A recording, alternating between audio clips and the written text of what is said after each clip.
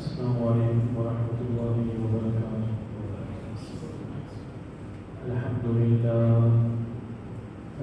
للہ نحمده ونستعینه ونستغفره ونعوذ باللہ من شرور انفسنا ومن سیئات اعمالنا، من يهد الله فلا مضل له ومن يضلل فلا هادي له، واشهد ان لا اله الا الله وحده لا شريك له، واشهد ان محمدا عبده ورسوله، اما بعد فان خير الحديث كتاب الله، وخير الهدي هدي محمد صلى الله عليه وسلم، وشر الامور محدثاتها وكل محدثة بدعة وكل بدعة ضلالة وكل ضلالة في النار.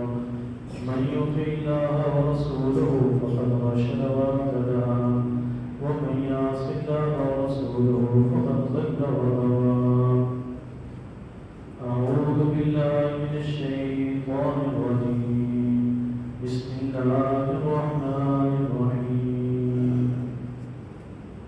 يا أيها الذين آمنوا اتقوا الله حق تقاته ولا تموتن إلا وأنتم مسلمون. وقال الله تبارك وتعالى في مقام آخر: ولا تقولوا لمن يقتل في سبيل الله أموات بل أحياء. رب اشرح لي صدري ويسر لي أمري واحلل عقدة من لساني يفقهوا قولي.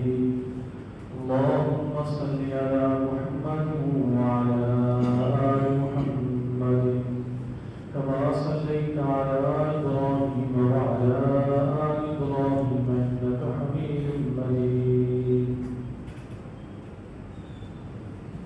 تمام حمد و ثنا اللہ رب العزت کی ذات کے مختص ہے. بے شمار صلاۃ والسلام سید الکونین امام الانبیاء جناب محمد رسول اللہ صلی اللہ علیہ وسلم کی ذات اقدس پر نہایت ہی مختصر دوستنا کے بعد سیدنا ابراہیم خلیل اللہ علیہ السلام جب بیت اللہ کی تعمیر مکمل ہو گئی تو ان کے فرزند سیدنا اسماعیل علیہ السلام بھی ساتھ تھے. وہاں انہوں نے دعا کی: ربنا وابعث فيهم رسولا منهم يتلو عليهم آياته. کہ اللہ ان میں ایک ایسا رسول ہے جو قرآن کی آیات کی تلاوت کرے، حکمت کی تعلیم دے اور ان کا تذکیہ فرمائے. حرم شریف میں کی ہوئی دعا اللہ نے قبول فرمائی اور اللہ رب العزت نے ان کی آن میں ہمارے پیغمبر سیدنا محمد کریم صلی اللہ علیہ وسلم ان کو مبعوث فرمایا. آج اسی جگہ بیت اللہ میں رسول اکرم صلی اللہ علیہ وسلم نے دعا: اللہم ایدہ بعمر بن الخطاب اور عمر بن ہشام. حرم میں کھڑے ہیں اور دعا کرتے ہیں کہ اللہ اسلام بڑا کمزور ہے،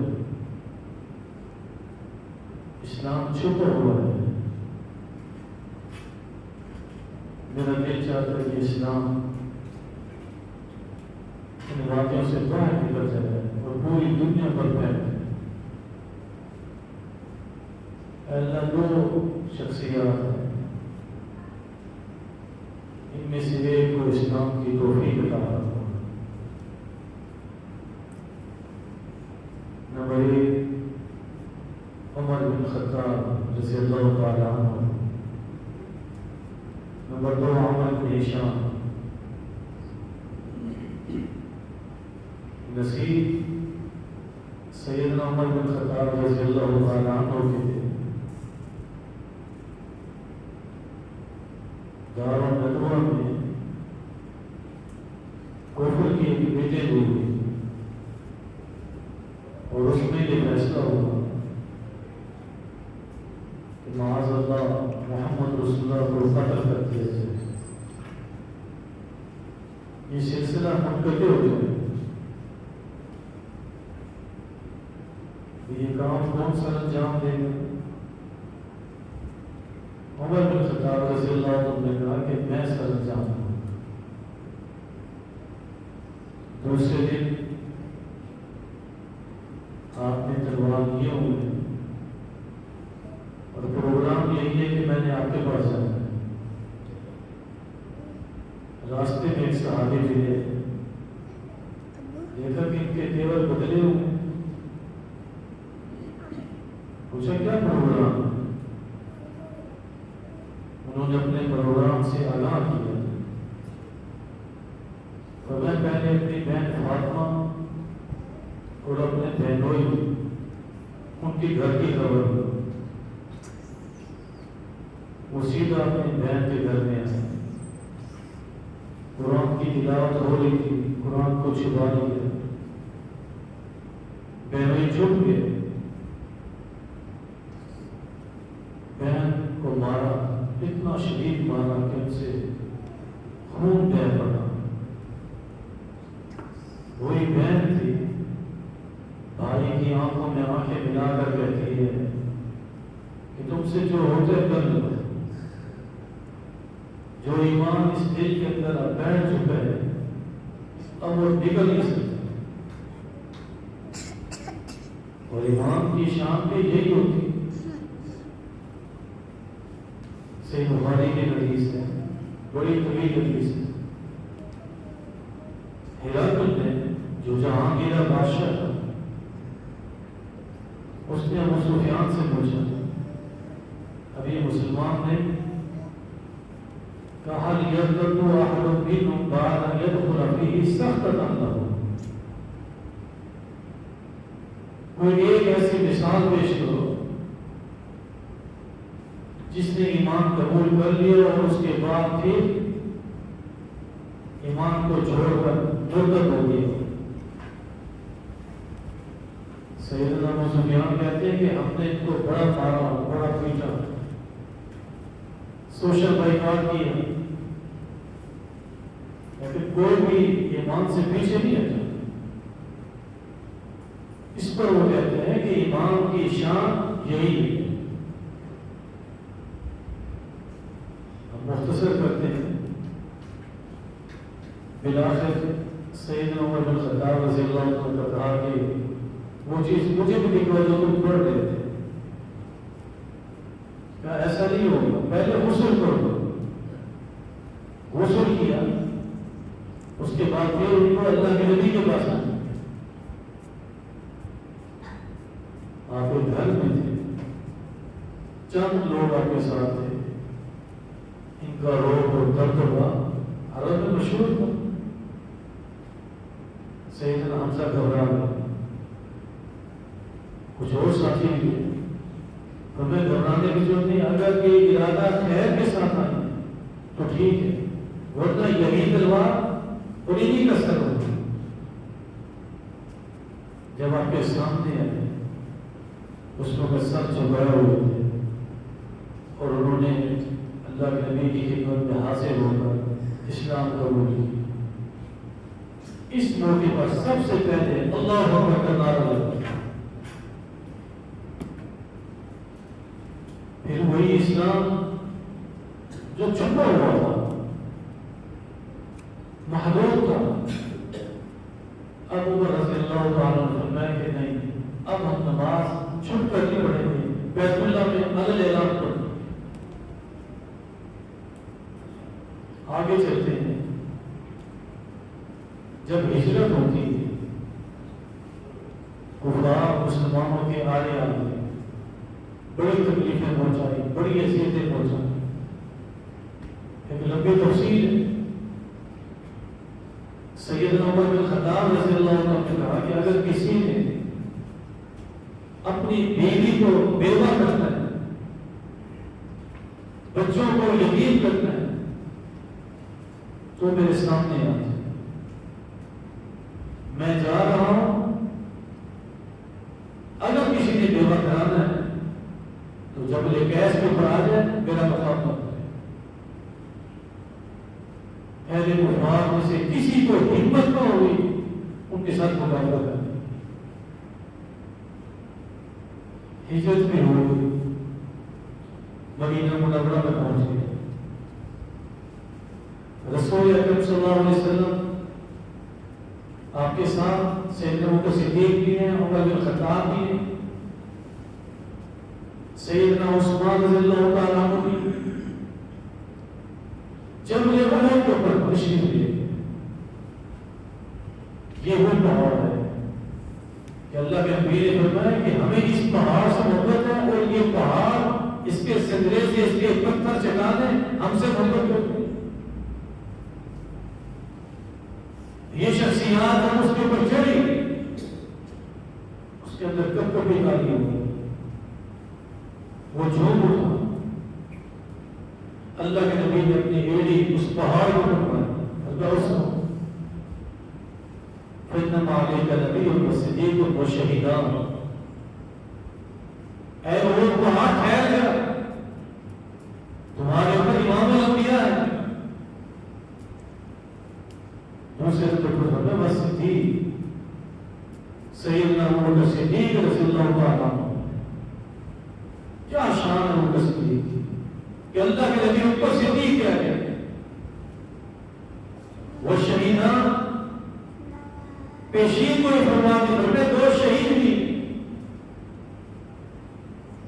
نمبر ایک سیدنا عمر بن خطاب رضی اللہ تعالیٰ عنہ. نمبر دو سیدنا عثمان رضی اللہ تعالیٰ عنہ. دونوں کی عظمت بیان ہو گئی, پیشین کوئی بھی مل گئی کہ دونوں نے کل کو شہید ہو گئے. ایک اور مقام ہے, آپ بھائیوں نے مسجد دیکھی ہوئی, مسجد خوا. یہ وہ پہلی مسجد ہے جہاں اللہ کے نبی تشریف لائے تھے, اور ان کے جو رہنے والے تھے اللہ نے ان کی تعریف کی. اس جگہ ایک مقام تھا, وہاں ہوا تھا اللہ کے نبی بیٹھے ہوئے. ابوبکر صدیق کا وہ بھائی پر بیٹھے, عمر فاروق کا وہ بھائی پر بیٹھے. سیدنا عثمان نے دیکھا, وہ سامنے بیٹھ گئے. دائیں پر بھی جگہ نہیں ہے, بائیں پر بھی جگہ نہیں ہے, سامنے بیٹھ گئے. رسول اکرم صلی اللہ علیہ وسلم نے دونوں کے ہاتھوں کو ایسے پکڑا. عثمان رضی اللہ عنہ سامنے, وہ بھی ایسے کھڑے ہوئے. اور میں ہاتھ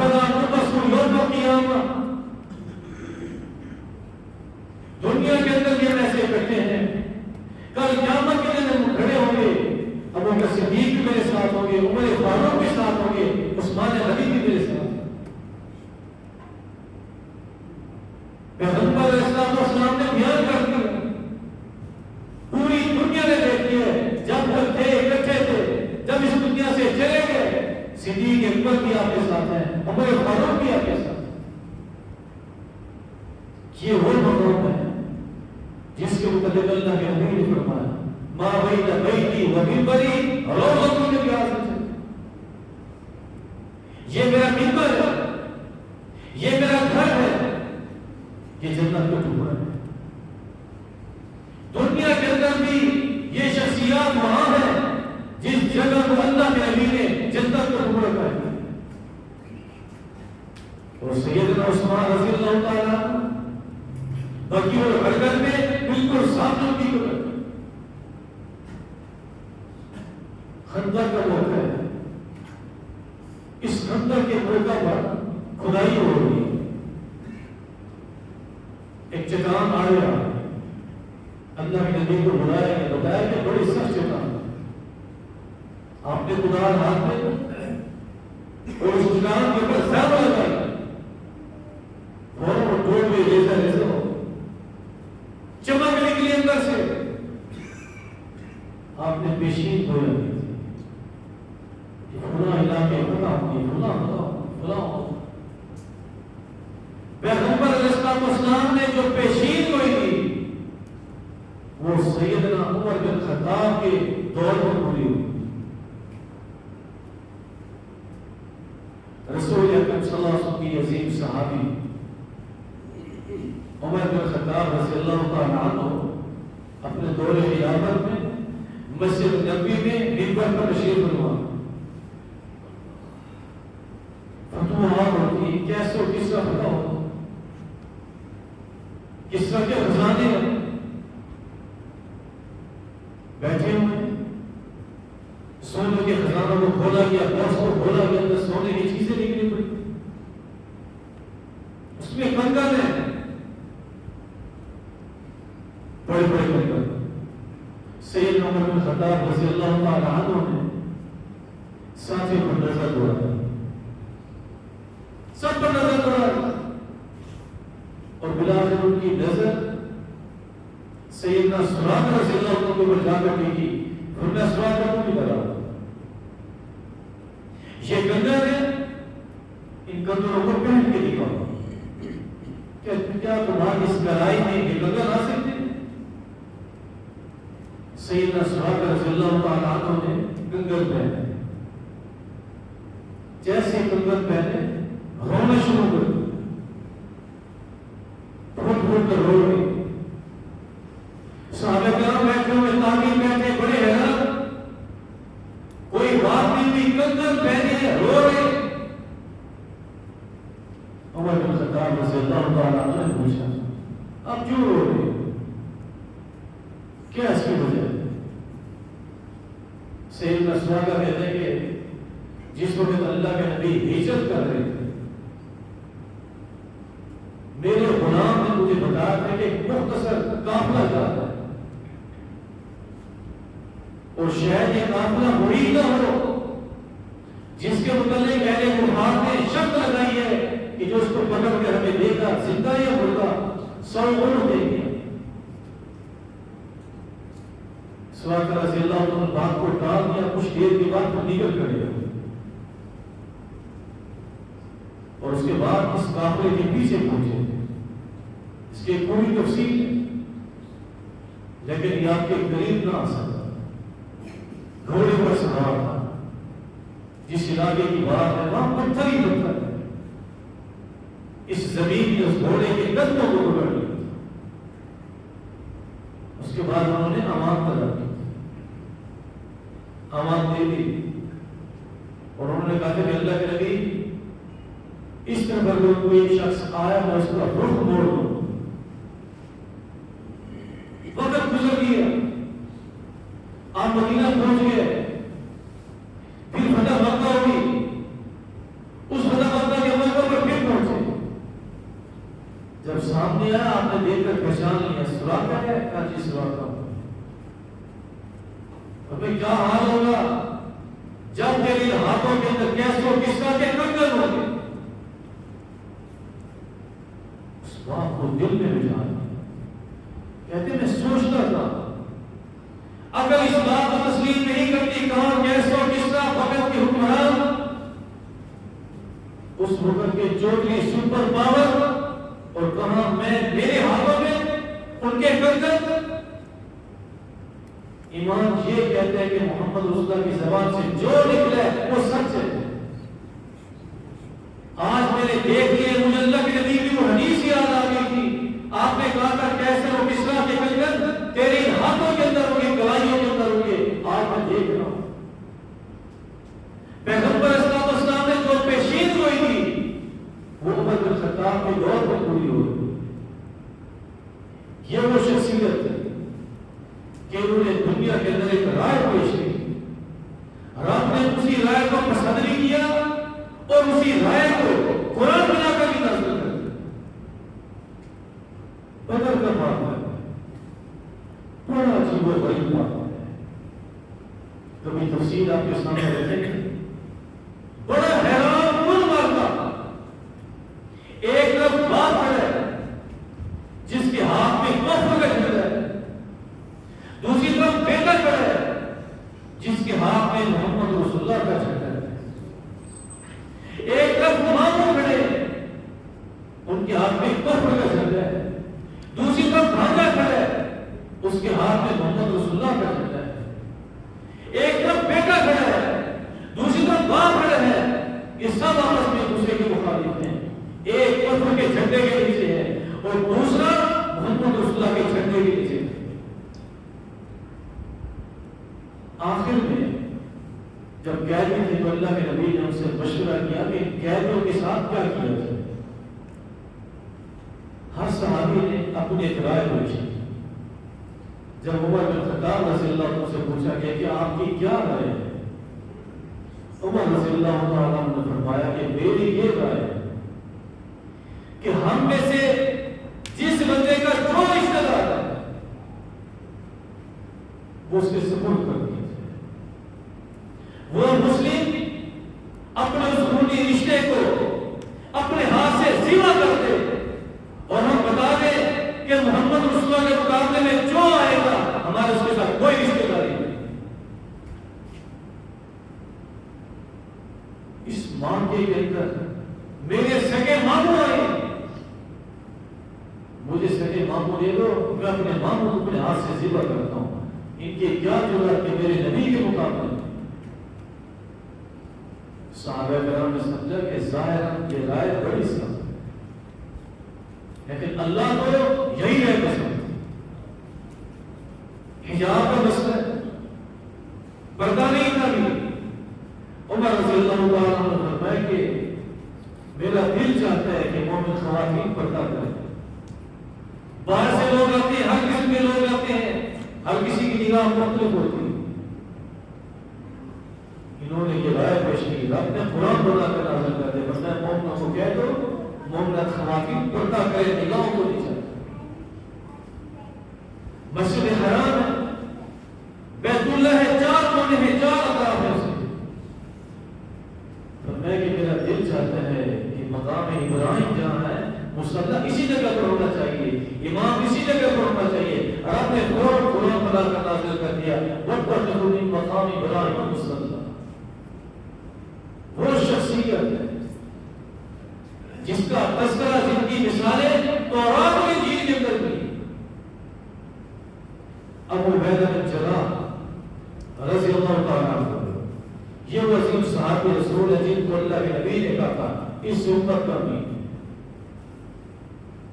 ابو عبیدہ بن جراح سیدنا عمر رضی اللہ عنہ کو بھیجا کہ جاؤ فلسطین کی طرف. جب فلسطین کی طرف پہنچے, بڑے بڑے ان کے رات کے اکٹھے ہو گئے. کہا ہم آپ کے ساتھ لڑائی نہیں کرتے, ہماری ایک شرط ہے, اگر ہم اس کو پورا کر دیں گے ہم یہ چالیاں تمہارے حوالے ہیں. بول کیا شرط ہے؟ کا شرط یہ ہے کہ اپنے امیر کو, اپنے حکمران کو, جو تمہارا امیر المومنین ہے اس کو بلا دو. پیغام پہنچا, پیغام کے بعد وہاں سے روانہ ہوتے. صرف ایک غلام ساتھ ہے, ایک سواری, ایک غلام. یہ ان کے پروٹوکول ہے.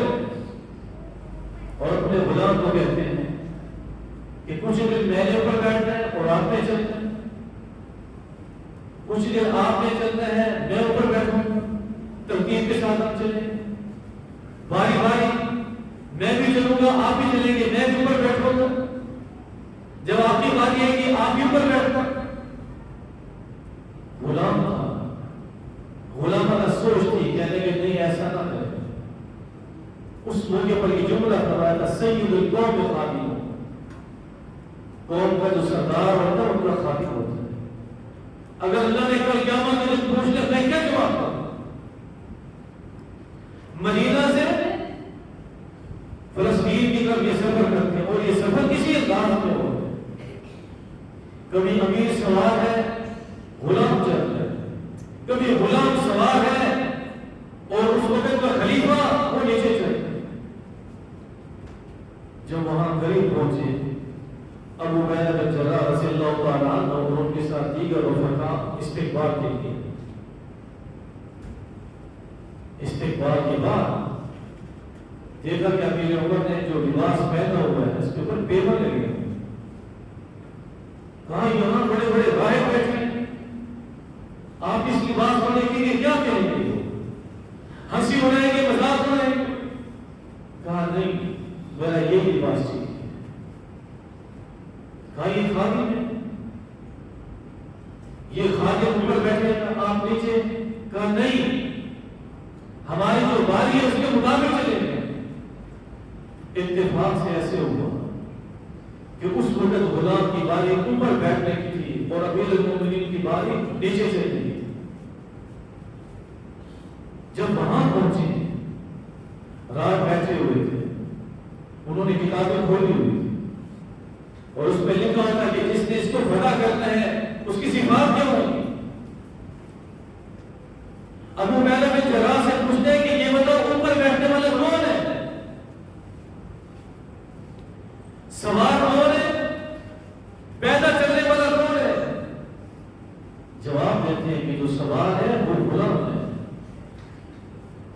اور پیدا چلنے والا جو ہے یہ امیر المومنین عمر بن خطاب رضی اللہ تعالیٰ عنہ۔ اس نے جیسے سنا پاؤں سے زمین نکل گئی، اس نے کہا پہلی پیشین کوئی پوری ہو گئی، ہماری کتابوں میں لکھا ہوا تھا کہ جس نے وعدہ کرنے اس کی علامت ہوگی، غلام سوار ہوگا، حکمران پیدا چلتا ہوگا۔ ایک اور راہ دوڑتا ہوا عمر بن خطاب کے پیچھے کھڑا ہوا اور غور سے دیکھ رہے، دیکھا کہ پیچھے کپڑے کے اوپر پیبل بھی لگے ہوئے، کہا پیشین تو دوسری بھی پوری ہو گئی، چاہتے ان کے حوالے کر ذالک مثل فی التوراۃ والانجیل، یہ وہ عظیم شخصیات تھی کہ ان کا تذکرہ، ان کی صفات تورات میں بھی تھی، انجیل میں بھی تھی۔ آگے چلتے ہیں، میدان عرفات ہے،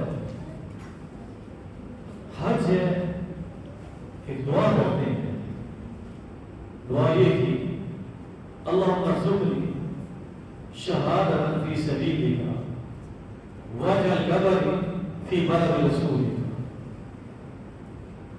دو چیزیں، اللہ مجھے شہادت کی موت عطا فرما، اور دوسری دعا یہ تھی کہ اللہ میری جو قبر ہے محمد رسول اللہ کے شہر میں بنے مدینہ منورہ ہے۔ ایک ساتھی نے کہا کہ آپ نے یہ دعا کیسے کی؟ اسلام دور دراز تک پھیل چکے، مدینہ امن کا جگہ ہے، اور آپ کہہ رہے ہیں اللہ مجھے شہادت کی موت عطا فرما اور میری قبر بھی اس مدینہ منورہ کے اندر ہو، باہر نہ ہو۔ اللہ کے آگے کیا مشکل ہے؟ مدینہ منورہ میں پہنچے ہیں اور اللہ نے ہم کو ایک خواب دکھا، رسول اکرم صلی اللہ علیہ وسلم فرمان ہے لم یبقى من بشرات النبوۃ الا وهي الصالحہ،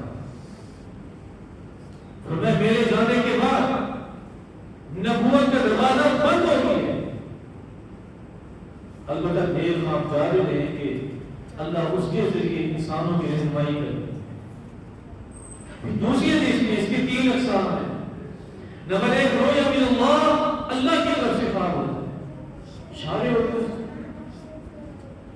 دوسرا فرمایا من حروب النفس، انسانی خیالات، اور تیسرے نمبر پر تخفیف من الشیاطین، آپ کے مخالف، آپ کے دشمن، آپ سے جیلس ہونے والے، جلنے والے، وہ جو کچھ کریں گے اللہ کے سامنے ظاہر کرتے ہیں۔ سیدنا امیر عمر رضی اللہ تعالیٰ نے خواب دیکھا، ایک مرغہ ہے، اس مرغے نے میرے اوپر حملہ کیا اور اس نے مجھے چونچ ماری۔ جب صبح کی نماز ہوئی خواب کو بیان کیا. خواب کے بیان کرنے کے بعد کہتے ہیں کہ لگتا ہے کہ میری وفات کا وقت قریب آ پہنچے. میری وفات کا وقت قریب آ گیا. اس مرغے نے میرے پر حملہ کیا، اس سے وہ تعبیر لے رہے ہیں کہ میری موت کا وقت قریب آ چکا. سیدنا مغیرہ بن شعبہ رضی اللہ تعالیٰ عنہ صحابی تھے، بڑے جرنیل تھے. ان پہ غلام تھا ملول فیروز مجوسی. یہ اس دور میں چکیاں بناتا تھا اور بھی اس کے بڑے کام تھے. امیر عمر رضی اللہ عنہ نے کو بلوا کر سب کچھ تفصیل معلوم کرنے کے بعد کہا کہ تمہارے ذمہ اتنا ٹیکس ہے، کیونکہ غیر مسلم ہے، مسلم سے نہیں ہے، غیر مسلم سے ٹیکس ہے. اور آج تو صرف ہماری سانسوں پر ٹیکس نہیں، باقی ہر چیز کے اوپر ٹیکس لگ جائے. کہا کہ ہمیں ایک چکی بنا دو. اس وقت وہ کہتا ہے میں آپ کو کیسی چکی بنا دوں گا، اس کا شعرا آباد میں ہو. سیدنا عمر رضی اللہ تعالیٰ عنہ نے اس کی بات کو سن کر فوراً کہا یہ مجھے قتل کی دھمکی دے رہے ہیں. لیکن ہم نے اسے بھی کہنا کچھ نہیں. اس سے اندازہ کریں کتنی اللہ نے بصیرت عطا کی. باتوں سے محسوس ہو گیا اس سے خون کی بدبو آ گئی. سیدنا عمر بن خطاب رضی اللہ تعالی عنہ 28 یا 29 ذوالحجہ تھی. نماز فجر کے لیے مسجد نبوی میں مصلی رسول پر کھڑے. اس کے پاس ایک خنجر تھا. کئی دن اس خنجر کو زہر کے اندر بھگو کے رکھا. اس خنجر کو لے کر آیا. جیسے یہ منبر پڑا اس منبر کے پیچھے چھپ کر بیٹھے. سیدنا عمر بن خطاب رضی اللہ تعالی عنہ مصلی کے اوپر کھڑے ہوئے نماز پڑھانا شروع کر دی. اور یہ نماز فجر کی نماز. جیسے نماز پڑھانا شروع کی، تلاوت شروع کی، اس موقع پر اس نے ان کے اوپر حملہ کر دیا. پیچھے چھپا بیٹھا، مسجد میں اندھیرا تھا، اس نے ان کے اوپر اٹیک کیا. اور سب سے پہلا جو ان کا خنجر لگا عمر بن خطاب رضی اللہ عنہ کی اس میدے والی جگہ کے اوپر نہیں، ناف والی جگہ پہ، ناف کی جگہ پر جب اس نے حملہ کیا اس کے بعد اس نے دوسری مرتبہ بھی حملہ کیا. سیدنا عمر بن خطاب رضی اللہ تعالیٰ عنہ نیچے گر گئے. عبد الرحمن بن عوف رضی اللہ تعالیٰ عنہ فوراً آگے بڑھے. مختصر نماز کی، نماز مکمل ہوئی. وہ وہاں سے بھاگنے لگا. صحابہ نے صفیں بنائی. اب وہ اتنا قریب تھے جیسے کہ اللہ کے نبی نے فرمایا رسو سب ہو. جب سب بنانے بالکل قریب کھڑے ہو گئے. ہمارے یہاں تو بڑے فاصلے. اگر صحابہ کی کرام کی صفوں میں فاصلے ہوتے وہ کسی اور کو زخمی نہ کرتا، وہاں سے نکل گئے. 6-7 صحابہ کرام کو زخمی کیا، اس کو نکلنے کا راستہ نہ ملا. بالآخر ایک صحابی اس کے پیچھے بھاگا، اس نے کپڑا اس پر ڈالا. جیسے کپڑا ڈالا اب اسے کچھ یہ سمجھ آئی وہ بھاگ نہ سکتا. وہی خنجر جس کے ذریعے عمر بن خطاب کے اوپر حملہ کیا تھا اسی کو نیچے کھڑا کیا، اپنا پیٹ اس کے اوپر رکھ کر ایسے زور کو اور وہی ختم ہو گیا. ادھر کچھ روشنی ہو گئی. عمر بن خطاب رضی اللہ تعالیٰ عنہ نے پوچھا یہ بتاؤ کہ میرا قاتل کون ہے، کس نے میرے پر حملہ کیا؟ جواب کیا گیا کہ ابو لولو فیروز مجوسی. اس موقع پر بھی کہا اللہ اکبر، اللہ تیرا شکر. میرا قاتل، میرا دشمن مسلمان نہیں بلکہ میرا جو دشمن ہے وہ کافر ہے. عمر کا دشمن مسلمان نہیں ہو سکتا. مدینہ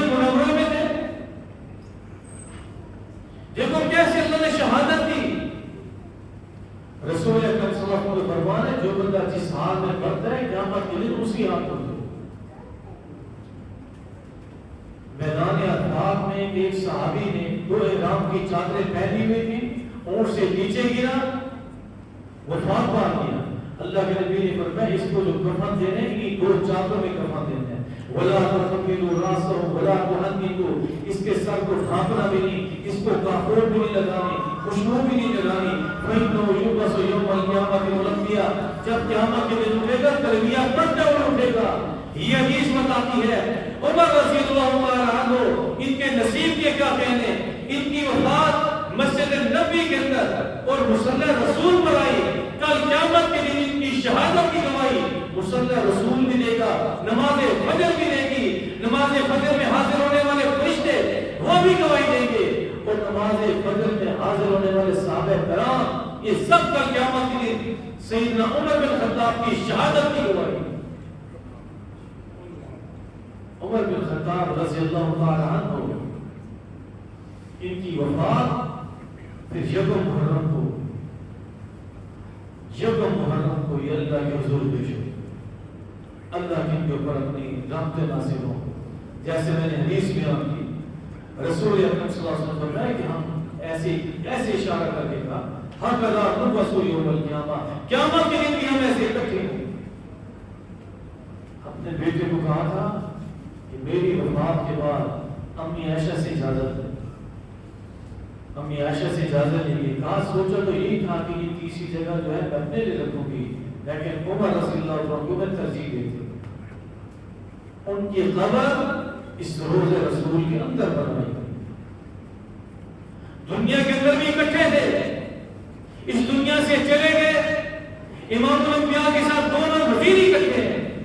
کل قیامت کے دن اگر زمین پھٹے گی، امام الانبیاء باہر نکلیں گے، یہ دونوں وزیر آپ کے ساتھ ہوں گے، میدان محشر میں جائیں گے، حوض کوثر پر آپ جائیں گے، وہاں دیکھیں گے اللہ کے نبی کے ساتھ ابوبکر صدیق بھی بیٹھے ہیں، عمر فاروق بھی بیٹھے ہیں۔ اے اللہ ان تمام صحابہ کرام پر اپنی رحمت نازل فرما، اے اللہ ہم سب کو ان کے نقش قدم پر چلنے کی توفیق عطا فرما۔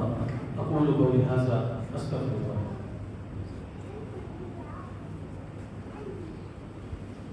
الحمد لله نحمده ونستعينه ونستغفره ونعوذ بالله من شرور انفسنا ومن سيئات اعمالنا، من يهده الله فلا مضل له ومن يضلل فلا هادي له، واشهد ان لا اله الا الله وحده لا شريك له، واشهد ان محمدا عبده ورسوله، اما بعد فان خير الحديث كتاب الله وخير الهدي هدي محمد صلى الله عليه وسلم، وشر الأمور محدثاتها وكل محدثة بدعة وكل بدعة ضلالة وكل ضلالة في النار، من يطع الله ورسوله فقد رشد واهتدى ومن يعص الله ورسوله فقد ضل وغوى۔